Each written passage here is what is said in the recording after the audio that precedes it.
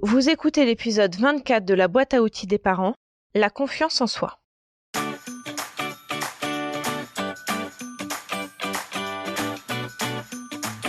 Bonjour, je suis Juliette Cerceau, je suis coach de vie et coach parental. Je suis ravie de vous accueillir sur la boîte à outils des parents.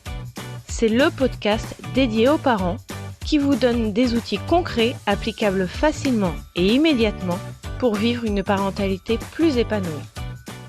Je vais vous parler de la confiance en soi pour vous, l'adulte qui m'écoute, et ensuite pour vos enfants. Mais avant cela, je voudrais que l'on soit bien au clair sur ce qu'est la confiance en soi. Figurez-vous que j'ai bien eu du mal à la définir par moi-même, en me disant « Tiens, qu'est-ce que c'est la confiance en soi ?» Mais j'ai aussi eu du mal à trouver la définition. Et pourtant, d'aussi loin que je me souvienne, on m'a toujours dit que je manquais de confiance en moi. Je prenais ça pour acquis, car cette appréciation venait de personnes qui, d'après moi, avaient plus d'expérience et donc avaient les compétences pour me dire que je manquais de confiance en moi. Et moi, je pensais « Oui, c'est vrai, je manque de confiance en moi ». Je suis sûre que vous reconnaissez là une étiquette si vous avez écouté l'épisode 7 de la boîte à outils des parents. Et ce n'est que des années plus tard, dans des circonstances un peu particulières que je ne vais pas développer ici car ça n'a pas beaucoup d'intérêt, l'important est que je me suis demandé si c'était vrai, si vraiment je n'avais pas confiance en moi. Parce que je portais ce manque de confiance en moi, cette étiquette comme un fardeau. Mais au fond de moi, je n'étais pas convaincue que je n'avais pas confiance en moi. C'est comme ça que j'ai commencé ma réflexion autour de la confiance en soi. Donc j'ai cherché ce qu'était le manque de confiance en soi ou la confiance en soi. Et j'ai été un peu déçue de ce que j'ai trouvé, car en réalité, c'est tout et n'importe quoi. Chacun a sa petite théorie sur le sujet, que ce soit en développement personnel, en sport, dans les études. Alors je vais vous proposer la mienne. Je pense que l'on confond beaucoup la confiance en soi avec l'assurance. L'assurance est liée à une tâche, une situation en particulier. C'est circonstanciel. Ça rejoint l'expérience. Par exemple, quand je fais une soupe, j'ai confiance en ma capacité à faire une soupe. Il y a peu de risques que je la rate. J'en ai fait des centaines, j'ai donc beaucoup d'expérience et je ne trouve pas ça compliqué de couper des légumes, de les faire cuire et de les mouliner. Je n'ai pas de doute quant à la réussite de ma soupe. J'éprouve donc de l'assurance dans ce que je fais. Par contre, quand je fais quelque chose pour la première fois, par exemple une brioche, pour rester dans l'exemple culinaire, j'ai beaucoup entendu dire que c'était assez délicat à faire, que la levée pouvait ne pas se faire pour une raison inconnue. Donc quand j'ai commencé ma brioche pour la première fois, je n'avais pas l'assurance de la réussir. Donc j'ai abordé la chose en me disant que j'essaierais et qu'après tout, même si c'était raté, à partir du moment où je mets de la farine, du sucre, du lait et du beurre, ça devrait quand même être mangeable. Et si je ratais cette brioche, j'aurais acquis une expérience qui me permettrait peut-être de réussir la suivante. La confiance en soi est à mon avis aussi confondue avec l'extraversion. Lorsqu'on voit une personne extravertie, c'est-à-dire qu'elle va facilement vers les autres, on entend qu'elle toute la soirée, elle nous a fait rire, mais rire! Et pour autant, si vous pensez à Chandler dans Friends, qui est très extraverti, il est loin d'avoir confiance en lui, n'est-ce pas? Il éprouve de l'assurance dans certaines circonstances, mais pas dans d'autres. Pour reprendre mon exemple personnel, je pense que lorsqu'on me disait que je n'avais pas confiance en moi, c'est en réalité que je suis quelqu'un de plutôt introverti et que je manquais d'expérience et donc d'assurance. Reprenons la base de l'expression confiance en soi et inversons-la pour avoir en tête confiance en l'autre. Vous savez pourquoi vous avez confiance en quelqu'un d'autre, car cette personne est honnête avec vous, respectueuse, bienveillante, amicale. Donc la confiance en soi serait exactement la même chose, mais envers soi-même. Vous vous faites confiance si vous êtes honnête avec vous-même, même si c'est dur, quand vous êtes respectueux ou respectueuse de vous, que vous êtes bienveillant ou bienveillante envers vous, et que vous êtes votre meilleur ami. En bref, quand vous êtes dans votre équipe. Le doute peut être un facteur d'absence ou de manque de confiance en soi. On a une décision à prendre et on n'arrive pas à se décider. Je précise au passage que savoir prendre des décisions est une compétence qui peut s'apprendre et je peux vous aider à le faire dans le cadre de l'accompagnement de coaching personnalisé que je propose. Le doute n'est pas à bannir en soi. Quand il est circoncis, maîtrisé, cantonné, il n'est pas du tout mauvais. Au contraire, car il nous permet de nous dépasser, de développer notre créativité. Le perfectionnisme est également un facteur d'absence ou de manque de confiance en soi. Si on ne fait pas parfaitement, on est une moins que rien ou un moins que rien. On ne vaut pas la peine, il faudrait tout jeter à la poubelle. Nous sommes pour nous le pire juge que nous pourrions être. Notre discours intérieur est fondamental pour la confiance en soi. Si on s'insulte quand on rate quelque chose, ou si face à une situation nouvelle on se dit « je ne vais pas y arriver »,« je vais encore galérer »,« je ne sais même pas pourquoi j'essaye », c'est autoréalisateur. Alors que si on se dit « je ne l'ai jamais fait, mais il n'y a aucune raison pour que je n'y arrive pas », si d'autres y arrivent, c'est que c'est possible, et si c'est inédit, il doit bien y avoir un moyen d'y parvenir. C'est aussi autoréalisateur, et il vaut mieux que ça se réalise dans ce sens-là, n'est-ce pas? Donc, comment avoir confiance en vous? Parlez-vous gentiment. Soyez dans votre équipe en toutes circonstances.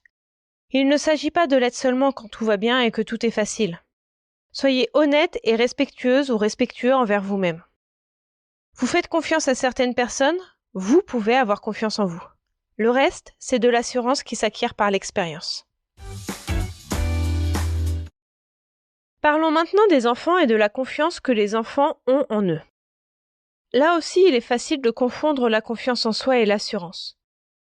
Les enfants ont peu d'assurance car ils ont peu d'expérience.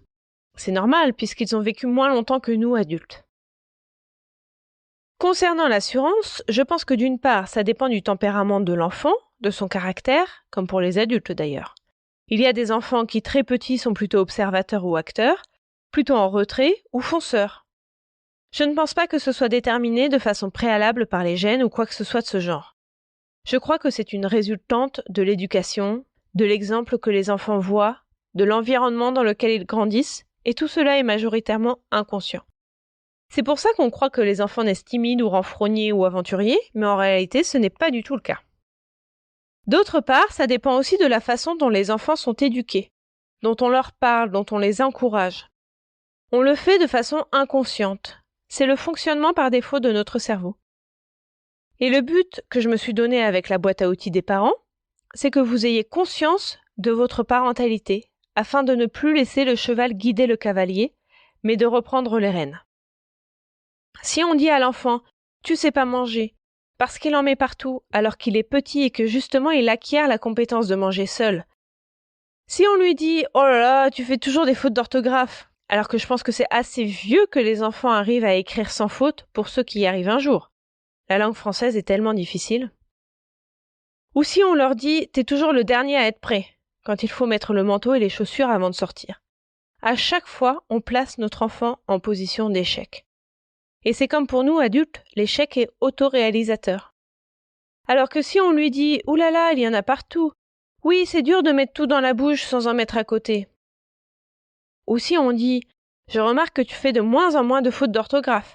Regarde, ce mot-là, la dernière fois, tu ne savais pas l'écrire. » Ou encore « je te laisse le temps de te préparer et moi je vais poser mon sac dans la voiture. » Ou « commence à te préparer maintenant parce qu'il faut vraiment qu'on soit parti à telle heure. » On les met dans une position de réussite, d'assurance, de confiance si j'ose dire.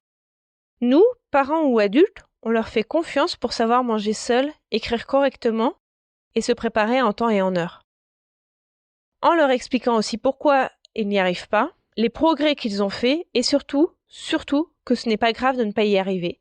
Car effectivement, c'est en essayant qu'on acquiert de l'expérience et de l'assurance pour la réussite de certaines tâches. Comment donner confiance en eux à nos enfants? Je vais vous donner plusieurs pistes qui sont complémentaires les unes par rapport aux autres. La première et la plus fondamentale est de leur apprendre à faire la même chose que pour nous. À se parler avec gentillesse, à être honnête envers soi-même, à être bienveillant et respectueux. Bref, en étant dans son équipe. Pour cela, comme je vous l'explique dans l'épisode 22 sur les neurones miroirs, donnez l'exemple à vos enfants en ayant vous-même confiance en vous. Vous pouvez également chasser tous les autodiscours négatifs comme « je suis nul, je suis bête » pour vous et pour vos enfants. Quand vous parlez à vos enfants, remarquez les fois où vous présentez les choses de façon négative et avec en plus, ou pas, une généralisation. Essayez de reformuler et voyez ce qu'il se passe. Alors ça ne va pas avoir un effet miracle immédiat. C'est un travail de longue haleine que vous pouvez commencer dès maintenant. Un dernier moyen d'encourager la confiance en soi des enfants est de faire un cahier des fiertés. On prend un cahier dans lequel tous les jours on écrit des choses dont l'enfant est fier. Le mieux est de le faire tous les jours, mais il ne faut pas que ça devienne une contrainte. Donc si on est trop fatigué ou pas dans l'humeur, on ne se force pas. Si on oublie, c'est pas grave. L'idée est d'écrire des accomplissements de l'enfant dans la journée, le soir, juste avant de se coucher. Comme ça, l'enfant s'endort en pensant à des choses positives qu'il a fait dans la journée. En général, je me limite à 3 choses.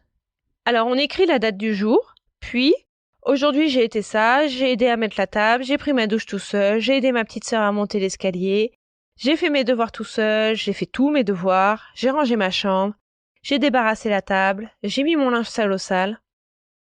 Ça peut être j'ai été sage ou je n'ai pas fait de colère. Ça n'a pas besoin d'être quelque chose d'exceptionnel. Les choses les plus insignifiantes fonctionnent très bien. L'idée est vraiment de noter ce qu'on a fait de positif, car le cerveau humain a un biais de négativité.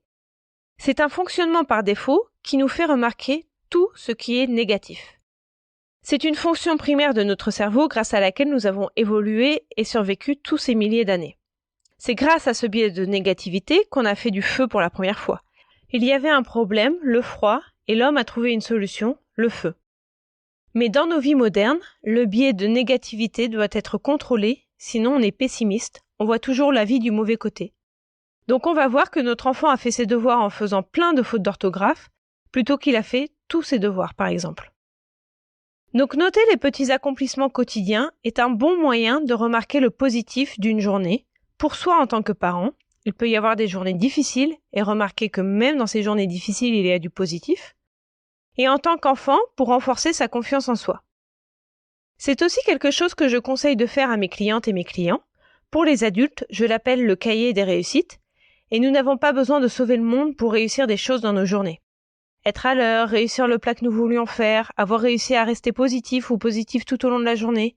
Des petites choses, mais qui sont des réussites. Alors pour résumer tout ce que je vous ai dit dans cet épisode, la confiance en soi est souvent confondue avec l'assurance et l'extraversion. La confiance en soi fonctionne comme la confiance envers les autres. On a confiance en soi lorsqu'on est honnête avec soi-même, lorsqu'on se respecte, lorsqu'on est bienveillant ou bienveillante, et ce, en toutes circonstances. En bref, lorsqu'on est dans notre équipe. Pour apprendre à nos enfants à avoir confiance en eux, commençons par leur donner l'exemple, en ayant nous, parents, confiance en nous. On peut également chasser tous les autodiscours négatifs et tous les discours négatifs que l'on tient à nos enfants. On peut aussi tenir un cahier des fiertés. Dites-moi ce qui fonctionne pour vous.